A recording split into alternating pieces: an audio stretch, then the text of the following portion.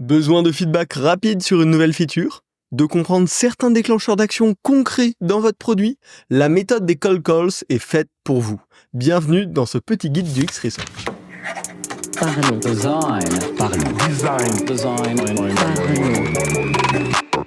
Le partenaire de cette saison, User Testing, vous permet de découvrir ce dont vos utilisateurs ont vraiment besoin afin de prendre les meilleures décisions pour vos interfaces. Salut, c'est Romain, bienvenue dans cette 8e saison de Parlons Design. On va commencer en parlant du X-Research et de la méthode des appels à froid, appelée aussi cold calls en anglais. Globalement, le concept, c'est d'appeler un client sans avoir de rendez-vous planifié ni quoi que ce soit, avec un guide d'entretien adapté à la situation, afin de récupérer du feedback qualitatif, de manière très rapide, très incisif, mais bien sûr, c'est une technique hyper efficace qui va avec beaucoup de contraintes, autant sur le plan légal que sur le plan des possibilités qui nous sont ouvertes durant ces appels-là et du coût en temps, mais pour autant, c'est une méthode que je trouve hyper intéressante dans certains cas spécifiques, et donc on va voir ensemble dans quel contexte on peut utiliser cette méthode, comment procéder avec tous les pièges, toutes les astuces pour avoir une interview efficace. Et enfin, on terminera avec les petits points légaux, parce que clairement, sur ce genre d'appel, faut faire attention typiquement au RGPD et aux préférences du client. Bref, bienvenue dans ce petit guide. Alors premièrement, ces cold calls, à quoi ça sert, dans quel contexte on peut l'utiliser? Bien sûr, le contexte là-dessus, c'est qu'on va avoir des contraintes. En général, des appels très courts de moins de 3 minutes avec les clients les plus engagés. Et le deuxième point à bien avoir en tête, c'est que le client, au moment où on va l'appeler, il n'est pas prêt au contexte de votre produit. Probablement, il n'a pas accès à votre produit dans l'immédiat, ou en tout cas, c'est pas sa volonté. Et donc, on a tout ce contexte qui restreint les possibilités. Donc quand vous allez faire ce type de UX Research, il y a besoin d'être extrêmement droit au but pour aller récupérer des informations précises sur des sujets globaux. Vous ne pouvez pas aller en profondeur sur des fonctionnalités très spécifiques de votre produit parce qu'on va faire appel à la mémoire du client et à son expérience, à son perçu. On va très vite être dans l'émotion, la mémoire directe et pas du tout dans de l'usage concret, dans de l'usage précis du produit. Alors typiquement, les cas d'usage où c'est hyper intéressant, c'est quand vous voulez découvrir la raison de l'achat d'un de vos produits. Ça peut être une très bonne méthode. Dans un cas alternatif, quand un client churn, comprendre les raisons du churn de vos clients. Ça peut tout à fait fonctionner. Pour collecter des ressentis sur une feature ou une nouvelle feature. En ciblant des clients qui ont utilisé cette fonctionnalité, on va pouvoir, grâce à un cold calls, récupérer, comprendre sa satisfaction, peut-être lui poser des questions sur est-ce qu'il serait triste de perdre le produit si jamais le produit venait à disparaître. C'est une métrique qu'on utilise souvent pour déterminer un Product Market Fit Score, par exemple, et c'est quelque chose qui peut très bien être collecté avec ces appels à froid. Ça peut également être utilisé pour récupérer du ressenti sur le parcours d'onboarding d'un produit ou d'une fonctionnalité en particulier. Et dernier usage hyper intéressant, c'est avoir le client qui décrit vos fonctionnalités avec leurs propres mots. Parce que souvent, quand on va être dans notre petit écosystème, quand on va être habitué à notre produit, on va en parler avec les mots techniques, ou en tout cas les mots qui ont été choisis dans l'interface. Mais souvent, quand vous allez appeler vos clients, ils vont utiliser des mots très différents qui leur sont propres. Et donc, les appels à froid, ça permet vraiment d'avoir cette interaction naturelle, c'est-à-dire pas une interaction écrite, mais bien une interaction orale, dans laquelle les clients vont être beaucoup plus naturels finalement dans leur façon de parler de votre produit. Bref, les appels à froid, on n'a pas du tout le temps d'aller en profondeur, on va aller récupérer des émotions, récupérer les explications autour de ces émotions, récupérer des souvenirs des clients et qui vont derrière nous permettre en vrai en termes d'analyse UX d'avoir des retours hyper intéressants parce que on les a justement dans ce contexte où on va utiliser de quoi ils se souviennent, qu'est-ce qui les a marqués dans leur expérience et qui sont souvent de très bons indicateurs. Également, avec ces appels-là, ça va permettre de pouvoir mieux identifier les profils et les patterns parmi nos clients, parce qu'on ne se rend pas forcément toujours compte de leur contexte et de qui ils sont vraiment, notamment sur des produits très grand public. Et avec ce type d'appel, vous allez avoir un contact très direct dans un contexte très naturel. Bon, si ça correspond à votre cas d'usage, maintenant, comment procéder ? Bon, Le premier point, ça va être de récupérer une liste importante de clients. Il va falloir que ça se compte en centaines à minima. Et attention, c'est ici que les points légaux vont s'appliquer, on en parle en fin d'épisode. Pour chacun des clients, il va falloir récupérer à minima leur prénom, si vos brand guidelines les font appeler par leur prénom, sinon leur prénom et leur nom si vous préférez les appeler par leur nom de famille, et bien sûr le numéro de téléphone correspondant au client. Il faut bien sûr faire attention de filtrer ces clients pour avoir que des clients qui correspondent à nos critères, parce que déjà qu'on les appelle à froid sans trop de contexte, il faut les appeler les clients qui correspondent à la recherche que l'on est en train de faire, bien évidemment. Attention là-dessus, il va falloir anticiper un taux de réponse relativement bas. En général, 20 à 30% des personnes que vous allez appeler vont vous répondre directement au téléphone. Sur ce pourcentage-là de taux de réponse, il y en a une partie qui ne sera pas enclin à vous attribuer un petit peu de temps à vos réponses. Donc on peut dire pour une centaine d'appels, vous allez en général avoir moins de 20 réponses utiles réellement applicables. C'est pour ça qu'il faut un gros pool de clients pour pouvoir utiliser cette méthode de manière efficace, et surtout il va falloir y consacrer un peu de temps et d'énergie pour faire une grande quantité d'appels à la suite. Donc voilà, ça c'est les points importants pour mettre en place, pour structurer les sessions d'appel à froid. Deuxième point, bien sûr, préparer son guide d'entretien, avec une partie cruciale qui est l'introduction. Il va falloir être assez catchy pour retenir l'attention de la personne qui nous a décroché, mais en même temps, il va pas falloir ressembler à un centre d'appel. Alors typiquement, on va pouvoir utiliser des phrases de la sorte « Bonjour monsieur, je suis Romain, développeur sur l'application Parlons Design. Puis-je vous poser 2 questions afin qu'on améliore notre application par la suite ?»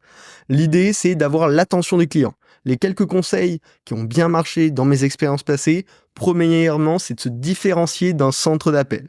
Là, dans la phrase exemple, j'ai dit « Je suis Romain, développeur sur l'application Parlons Design ».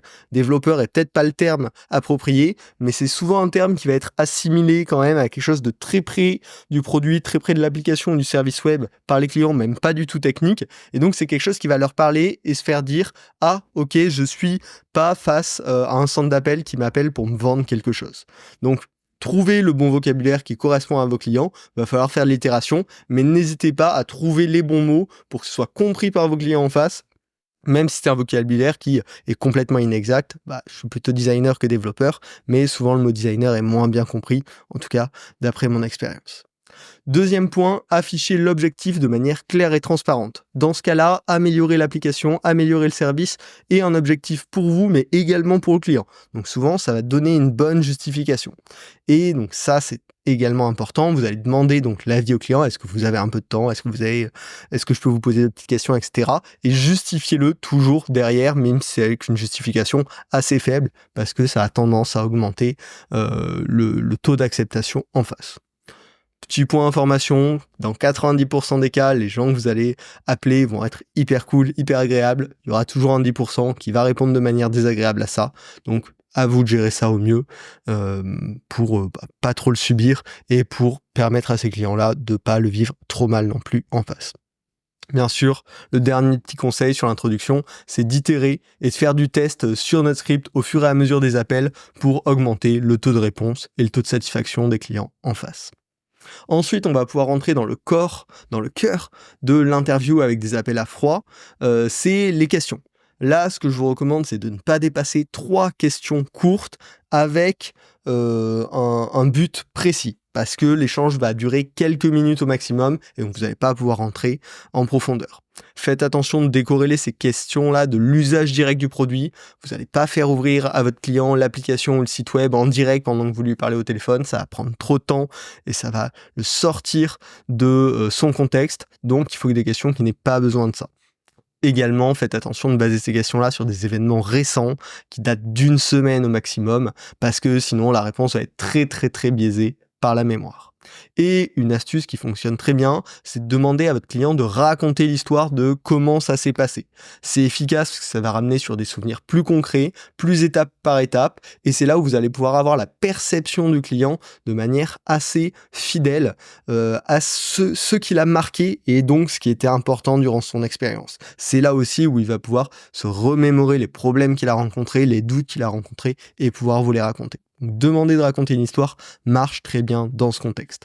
Pour ça, il y a quelques formulations qui fonctionnent bien. Je vous en sors 3.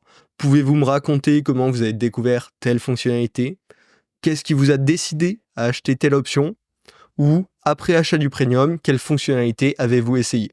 Là, dans toutes ces questions, la véracité précise n'est pas ce qui est important, c'est la mémoire qu'on va évaluer, qu'est-ce qui les a marqués, qu'est-ce qui les a emmenés à faire telle chose, en tout cas, de la manière dont ils s'en souviennent et dont pour eux, ça leur a semblé rationnel. Parce que finalement, c'est quand même souvent ce qui a été le déclencheur. Enfin, une fois que vous aurez posé ces questions, vous allez pouvoir conclure rapidement l'appel, bien évidemment remercier le client pour sa contribution. Si vous voyez que c'est un client engagé, vous pouvez toujours l'inviter soit à une interview plus longue pour aller creuser en détail, soit à rejoindre un club du X Research, si vous avez ça, ou une communauté du X Research de clients que vous pourrez recontacter à l'avenir. Ça permet de faire d'une pierre deux coups et souvent, c'est un point perçu comme très positif par les clients qui ont envie de s'engager avec votre produit. Bon, une fois que vous avez votre liste de clients appelés et votre guide d'entretien, il va falloir effectuer les appels. Là, pour ça, ce que je vous recommande, c'est de planifier des sessions dans votre agenda d'appels pendant environ 1 heure à plusieurs moments de la journée, étalés sur plusieurs jours. Je vous recommande également de faire ça à 2 pour garder la motivation. Ça permet d'en avoir un qui prend les notes, un qui appelle, et vous pouvez faire 10 minutes, c'est une première personne qui appelle, puis 10 minutes, c'est l'autre, etc. Ça permet de tourner parce que c'est quelque chose qui est assez énergivore, mais pourtant très intéressant. En termes de timing, entre 11h du matin et 15h de l'après-midi, en général, il y a des beaux taux de réponse. Et ensuite, après 17h, pareil, on peut avoir des beaux taux de réponse. Par contre, clairement, le matin avant 11h ou entre 15 et 17h, en tout cas de mon expérience, c'est des horaires où globalement personne ne répond. Et du coup, c'est clairement du temps gâché. Voilà. Une fois que vous êtes dans ces sessions-là, il faut enchaîner. Il n'y a pas le choix. C'est pas forcément des moments hyper agréables en tant que tels, mais vous allez pouvoir récupérer beaucoup de feedback et c'est hyper intéressant.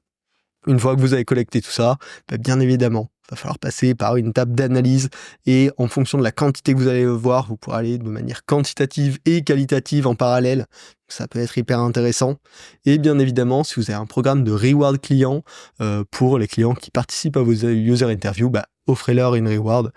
En général, ça crée de la satisfaction en face et de la fidélité à la marque, au produit. Donc c'est gagnant-gagnant pour tout le monde.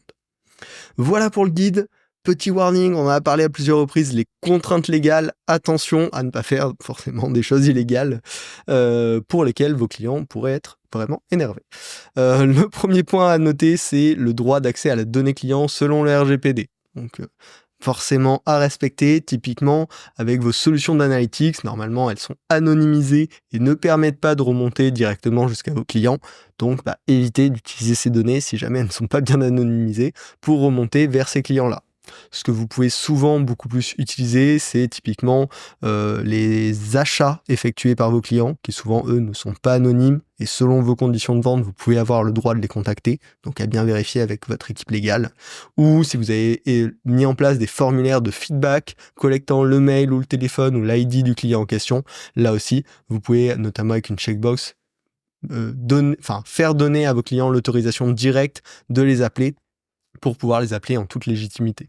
Bien évidemment, si votre application ou votre service propose des préférences de communication et que les clients ont décoché les appels téléphoniques, je vous invite à respecter forcément ces préférences-là. Et également, dernier petit point légal, si vous souhaitez enregistrer les appels, il y aura besoin d'avoir le consentement explicite du client dans les 30 premières secondes de l'appel environ. Donc en général, juste après votre intro, une fois que le client vous a dit OK pour répondre à vos questions, il faut lui faire le petit disclosure. Pour le coup, bien évidemment, je n'ai pas de compétences légales, donc je vous invite à vous rapprocher des équipes légales de vos entreprises pour parler de tout ça. Mais voilà, c'est des petits warnings importants à avoir en tête pour mettre en place cette méthode des appels à froid. Bref, c'est une méthode éprouvante mais qui est hyper efficace pour collecter du ressenti client. Attention à la légalité, on en a bien parlé plusieurs fois. Je vous invite vraiment à le faire si vous êtes dans ce contexte de mieux comprendre votre product market fit, de mieux comprendre les raisons d'action de vos clients. C'est quand même très efficace. Donc voilà.